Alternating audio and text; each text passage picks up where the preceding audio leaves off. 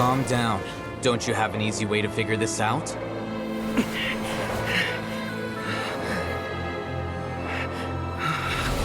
You were only designated as number 36? What a shame. From what I can see, your talents merit a smaller number.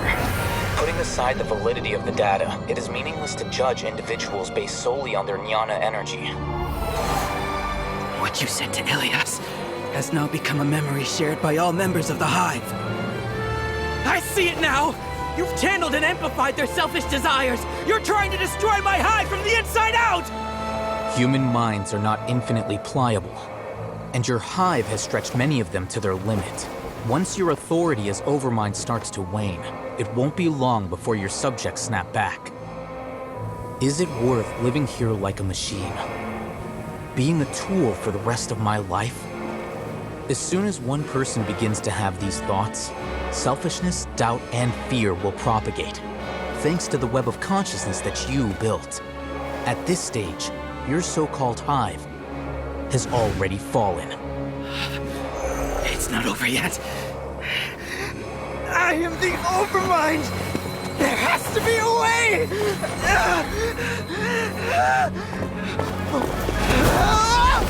It's too late. Once the desires of the Hive accumulate, beyond a certain threshold, they will kill their king. I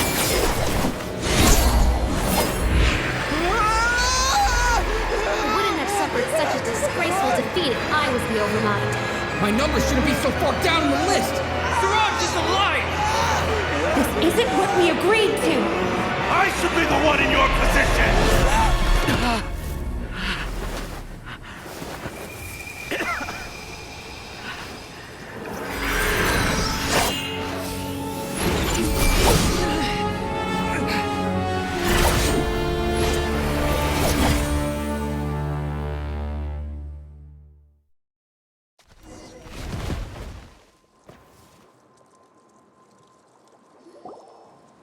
The Hive shut down?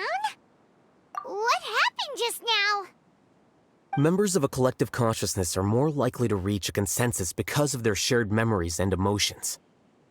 For example, Ilias did have differing perceptions, but he ultimately followed the collective consciousness's judgment. However, this system is far from perfect. Based on this logic, the collective consciousness will generate an intractable diffusion effect upon encountering negative emotions. The disturbance that Ilias caused wasn't for naught.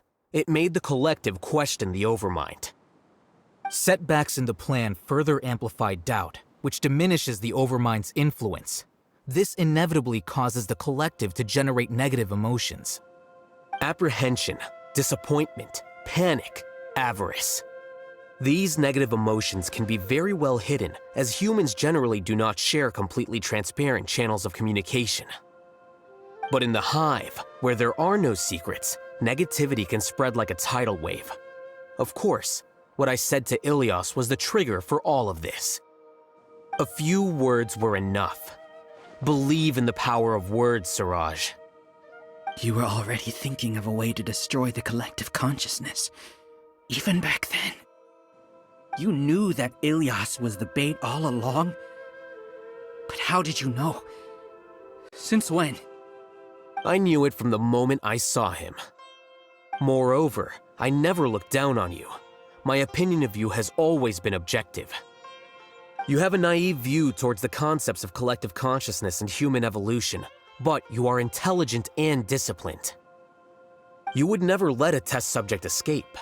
Mistakes like that are beneath you, and you also won't leave any mistake without a resolution. I never thought I'd hear those words come from you. But if you're saying that out of sympathy, spare me. I know very well that you've never viewed me as an equal. When you were with us, you always had a distant look in your eyes. You don't need to hide it. I know it better than anyone else. The arrogance that comes with being a genius. Nobody likes being treated like that. Your perspective is entirely born from your habitual way of looking at things. From your perspective, you probably think I'm like you, someone who doesn't fit in. However, I've never placed myself on a pedestal. I just want to distance myself from meaningless noise and look at everything objectively. On the other hand, you have failed to come to terms with who you truly are. You care too much about winning and how others perceive you. You mean to say that I'm the arrogant one here? Is that not so? Arrogant and emotionally fragile. You view people as a simple, mediocre collective, while you regard me as one of your kind. Regardless, I have lost. You can take me back to the Academia to stand trial. You will stand trial, yes. But arresting people isn't in my job description. I'm just an ordinary staff member. I believe it is the General Mahamatra's duty to escort you away. Sino? What are you doing here? I followed the symbols. Looks like things have already been settled.